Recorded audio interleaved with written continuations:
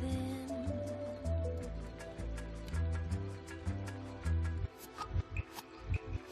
Now I took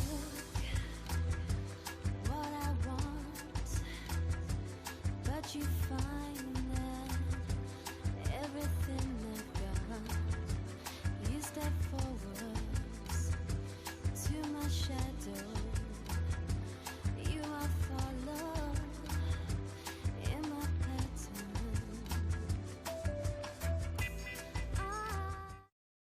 Hello and welcome to the Ladies' Room. Today it is my great pleasure to have with me Joe Lauro, who is responsible for the Legends of Rock series at Bay Street that has been so wonderful and given us so much joy through the winters when nothing else is going on. And he has a company called Historic Films Archive and has collected incredible archives of all kinds of Billie Holiday, and now Fats Domino film is done, right? Yes, it is. So welcome. Thank you. You are a national, a local treasure for us, Joe. I mean, the Beatles reunion, the Beatles and a 50th anniversary show. Yes. The weekend at Bay Street was phenomenal, and then you did the Stones dueling the Beatles.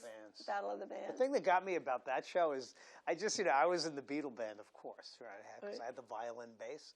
I just thought we were going to cream the Stones, but we lost 3-1. You did? We did. I didn't get to see that concert. You know what I think? I think that Sag Harbor is a rock and roll town.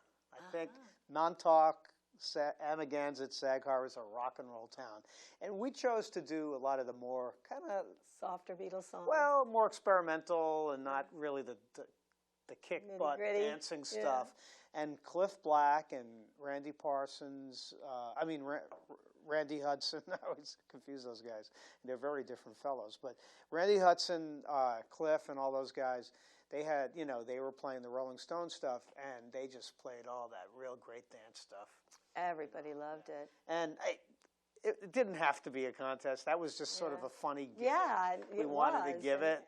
But I was just surprised. I mean, anyway, you're going to pay attention. Well, who's going to win this, And when they said that, we were like, whoa.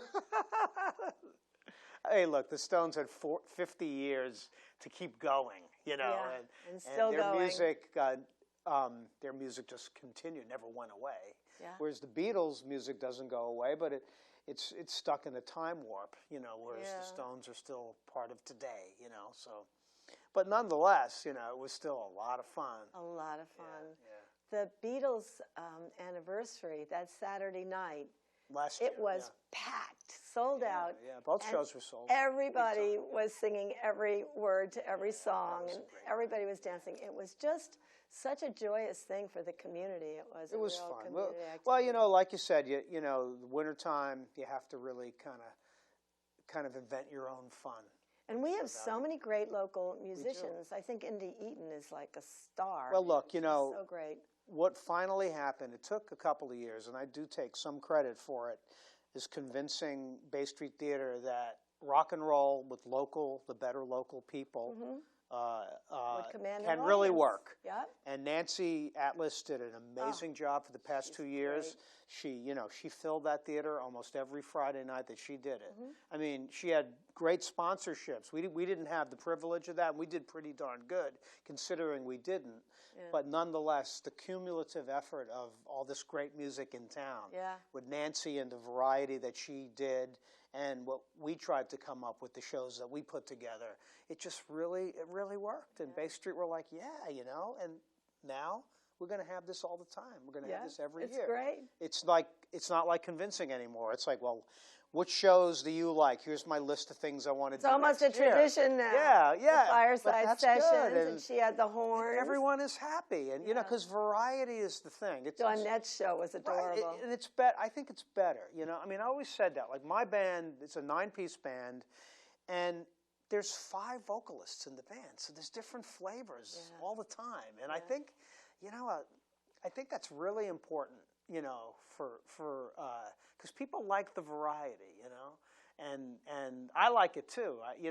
When you play in a band all the time, you have to really mix it up so you don't get bored. You're playing a lot of gigs, and for me, having all these great vocalists that I could just really listen to and I admire, and they're playing in my band, and I'm playing bass behind them. It's really a thrill, you know. So being surrounded by great musicians, it's a big thrill for the people in the band, and I think the audience understands that as well, and they get it, and it's fun. So the Hoodoo Loungers. Did you get the name Hoodoo from, you remind me of a man? What man? The Power? No. The Man with the There's Power? a story No? behind it, and I'll tell you. Let's hear it. The band was originally called the Who Dat Loungers. And how that came about for me is I've been going down to New Orleans for many years. And I would be driving down Esplanade, which is one of the big avenues down there. And, you know, there's all these little clubs down there, social clubs and all that. And there was one that I always pass called the Who Dat Lounge. I go, wow, I got to go in there. You know, and then the next year when I went back and actually wanted to go in there, it was gone. So it came and went. But I loved it. And it's a big term anyway, you know, with the New Orleans Saints. And it's just a colloquial sort of slang thing. And so we called the band the Who Dat Loungers. Well, about a year in, not even 6 months in, we got a cease and desist from some Yahoo lawyer down in Louisiana who said that he owned the trademark of Who Dat. And it was BS because I could show you references. There were songs. Who Dat knocking at my door? Who Dat coming in the door? You know, I mean, it was used forever. But and my secret weapon was the piano player in the band, who is my partner in the band. He's the musical director.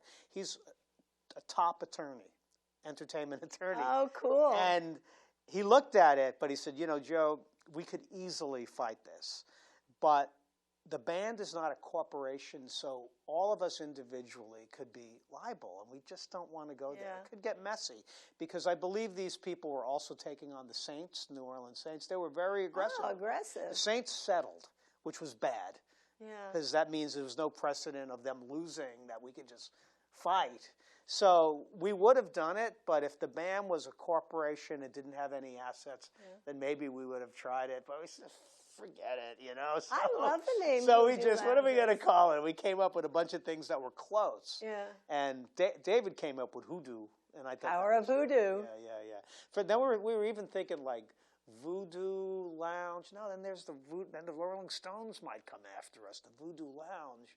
So Hoodoo is what we settled on. I think it's great. Thanks. And Dawnette is a wonderful singer. She really Dawnette gets just down kills quite. me, and we have the newest member of the band. His name is Marvin Joshua. He's from Dallas, Texas, and he looks like Howlin' Wolf, but he sounds like Aaron Neville. You He's did a big dude. Wow. And he's got this sweet voice, man. A sweet He voice is like so Aaron great. Neville?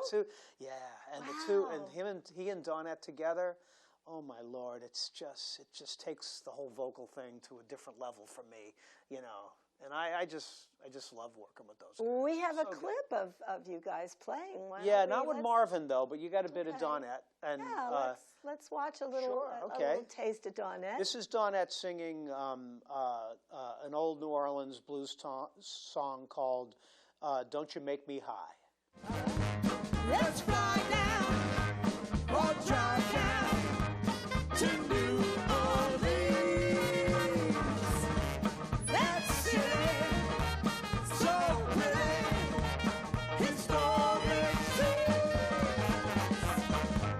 I'll take you, I'll parade you down Bourbon Street.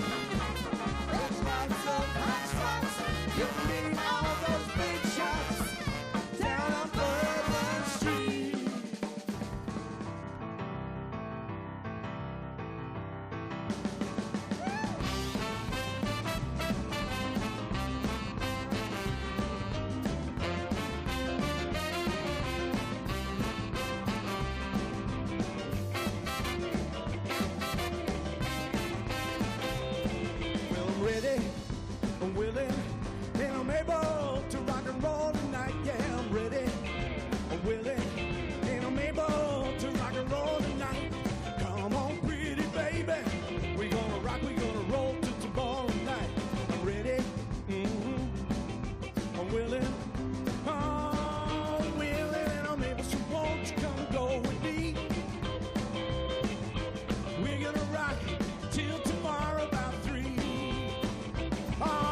talking on the phone about my speed. Don't send me no letters 'cause I can't read. Don't be long 'cause I'll be gone. We're gonna rock and roll all night long. We're winning. You got interested in all of this when you were 9 years old and you started collecting things. Well, have you always been a collector? You know, I guess it really started when I was about 12 or 13. Yeah, I was pretty close to that. I was homesick one day, and a Hollywood movie called The Jolson Story was on TV, and it was about this entertainer from those years called Al Jolson. He was a very dynamic entertainer, and something about him and the songs and all that just really struck a note. And ironically, this is funny, later on, my partner in business, his name is Andrew Salt, and it turns out that his uncle wrote that film. Oh my Yeah, goodness. his uncle, Andrew Salt, my partner, was named after him, his uncle.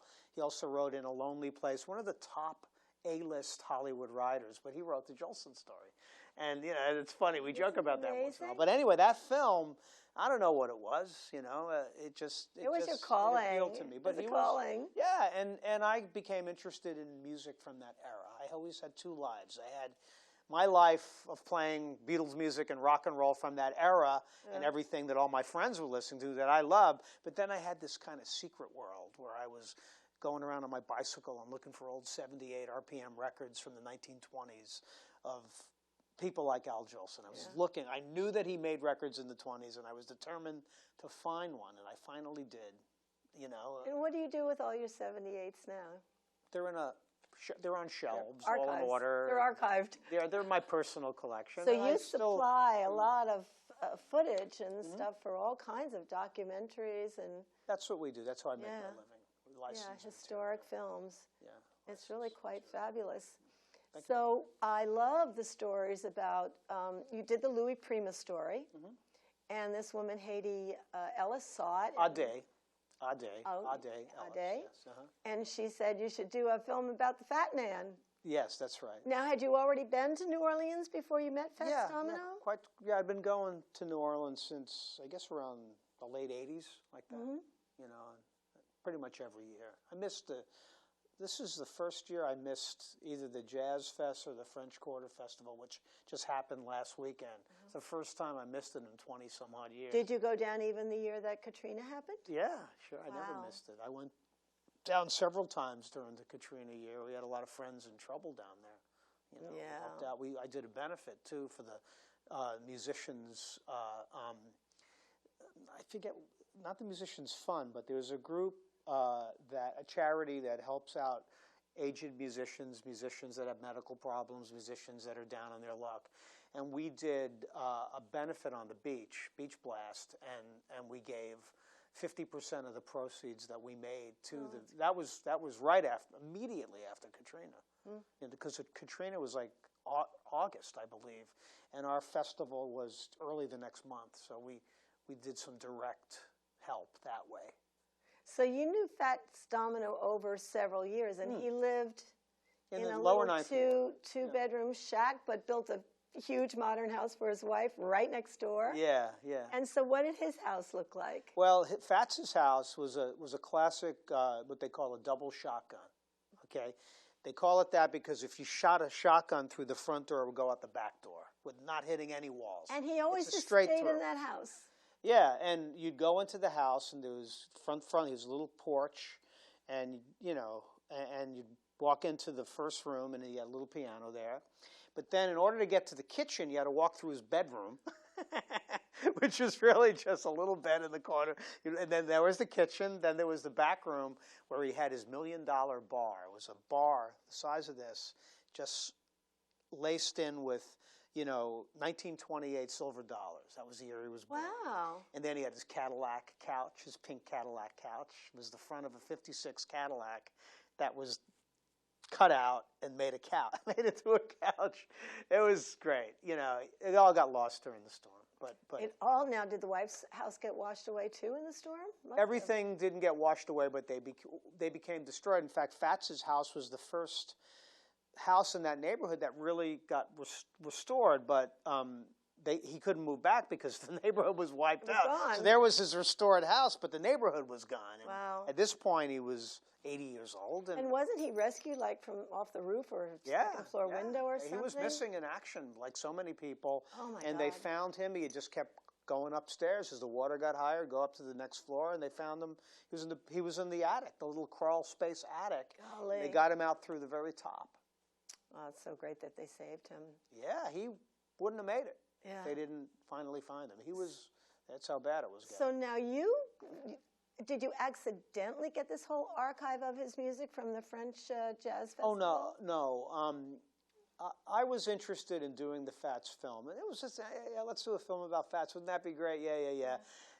And then nothing really came about it, of it for a long time, because one of the reasons was, African Americans on television in the 1950s and 60s playing rock and roll. Yeah, Not no. much. I'm not going to make a film if I don't have really good footage. And I'm not going to go, God bless Fats, he performed brilliantly to the end of his performing career, but I wasn't interested in showing him as an older man In Las playing. Vegas. I wanted him in his youth and the day when he was made famous by the wonderful music he played. Ain't that And there a just wasn't shame? enough, yeah. Yeah. But a friend of mine who was researching another project said, Jody, do you see this Fats Domino material? It was in the French National Archive, a 45-minute concert from 1962 with the original band. Now, when I say the original band, these guys recorded on every rock and roll record that came out of New Orleans, and that means Little Richard, that means Shirley and Lee, that means everyone, Ray Charles, everybody that recorded in New Orleans went to this little studio, the only studio in town that Cosmo Matassa owned, and Fats's band was the backup band. Dave Bartholomew's orchestra, which was Fats's band, was the band that played on every one of those records. They had a little fraternity of guys, just like, I don't know if you saw the film The Wrecking Crew, you should see it. No. It's about the LA guys, Tommy Tedesco, Hal Blaine, Glenn Campbell, all these guys that made up the sort of the stock company of the studio. So in LA, when people recorded, they used these guys, But in New Orleans, it was even more secluded, so the pool of musicians was even smaller, and the studio was tiny. So it was these guys playing a full concert. It was the last tour where they all went out together, and I said, okay, I'm doing this film one way or the other. And you got a 45-minute concert from the French so I was able to archive. pick and choose the songs I wanted. First we're thinking, we'll just put the concert out and maybe with a little bit of stuff. But then it just developed into just doing Fats' story, because to me he's been a very misunderstood person. As important as his music is, most people just think of him as, an aging oldies act, but there's so much more to what he did and what he contributed. Well, he and Dave Bartholomew, they took rhythm and blues and turned it into rock and roll. Yeah, so the that New was Orleans really version. transitional. That was happening in a lot of cities, Yeah. but what they did is they took all the earlier New Orleans sounds and they used the certain drum beats, the second line beats and all that were very specific to New Orleans music. And they put that in the rock and roll that they created, which was the offshoot of rhythm and blues. But when Fats really took it over, with his sound, all those elements of New Orleans traditional music were thrown in as well. It was really rockin', boy. Rockin' So and uplifting. And you brought a clip of the movie today, so Yeah. let's watch a little bit of that clip. Okay, there's Fats in 1962 Okay. with the guys from the band. Yay!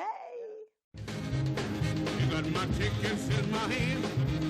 We gonna go to New Orleans. Got my tickets in my hand. We gonna go to New Orleans. When I get to New Orleans, I wanna see the Zulu King.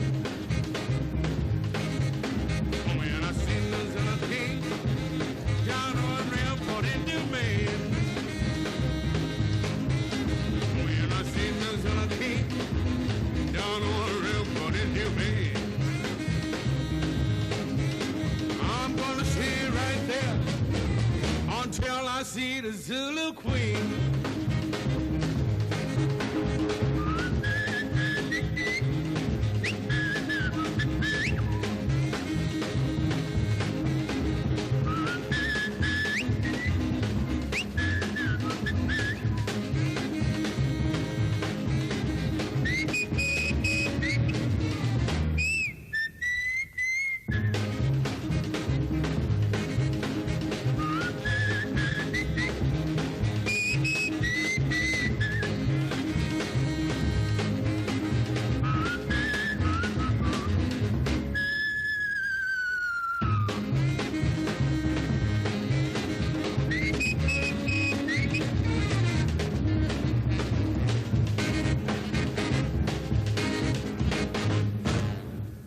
Between 1950 and 1955, Fats recorded a steady stream of singles for Imperial, with many of them charting high in the R&B charts. Several of these performances, especially when played live in the black nightclubs, were showcases for Fats's driving New Orleans-tinged boogie piano style, as well as for the other fine soloists in his band. Yes, you can pack your suitcase. I don't want you here no more. Yes, you can pack your suitcase. I don't want you here no more. Where can we see this film? Well, right now we're in negotiations with PBS. Okay. And our great hopes that it will be broadcast sometime this year. We know that they want it for American Masters. I'm delighted about that. Oh, that's great. The challenge is it's a 90-minute film that we need to turn into a 60-minute film. Oh, that's too A little bad. heartbreaking Wednesday. for me, but you know, I try to keep my eyes on the prize, and the prize is getting Fats to a national world audience to see. He's in his 80s now. He's in his late 80s now. And yes. how's he doing? He's doing fine. That's you know, great. he's fine. Dave is 93 or 94. He's doing fine too. Oh my goodness, that's the good life. Yeah, they survive. So now, what are you working on now? Well, I recently, another 10-year journey, a fellow by the name of Murray Lerner, who's one of the great sort of music documentary filmmakers from the 60s and 70s, you know, right alongside the Maysles and Penny Bakers. They all know each other. Murray Lerner, from 1962 to 66, filmed with a small crew of non-professional cameramen, including Pete Seeger, Tashi Seeger, and a bunch of other fellows. They filmed the Newport Folk Festival from 62 to 66. And back then, you know, That's this is when that's Alan way Lomax before Woodstock and everything. Yeah. Alan Lomax was the guy in charge. Alan Lomax, Pete Seeger, and it was real folk music. I don't mean singer-songwriter. I mean Mississippi John Hurt, Mississippi Fred McDowell, staple singers, the Memphis Jug Band, the Sacred Harp Singers, the Carter Family. It was real Americana. And this collection of 100 hours of material just recently been digitized. It's absolutely, without a doubt, the greatest collection of Americana on film in the world. Fabulous. There's nothing that comes close, because the Newport lineup was extremely diverse, even for back then. All these people were alive. Not only were they alive, they were not old. Son House, the great Delta bluesman, he was 62 years old. So he wasn't an old man, And all these guys were playing. They not only had them on the main stage, but they would have these little small stages where they would demonstrate guitar playing or vocal things and all that. So it's very intimate. Yeah. And and not only the folk people, meaning the roots folk people, but then you have the rooftop singers, walk right in, sit right down, people like that, and Peter, Paul, and Mary, and very, very, very young Phil Joan Oakes. Baez? Joan Baez was the star of Newport. Wow. Bob Dylan, all of them. Wow. So it's this amazing collection. That's so and what exciting. I'm trying to do, I'm at the very, very early stages of it, because we just received the material from Murray, Mr. Lerner, who's still very much involved with it.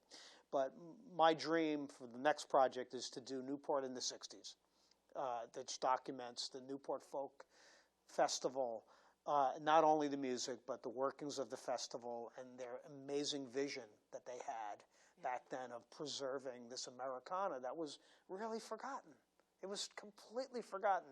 The Newport people just found people like Alan Lomax.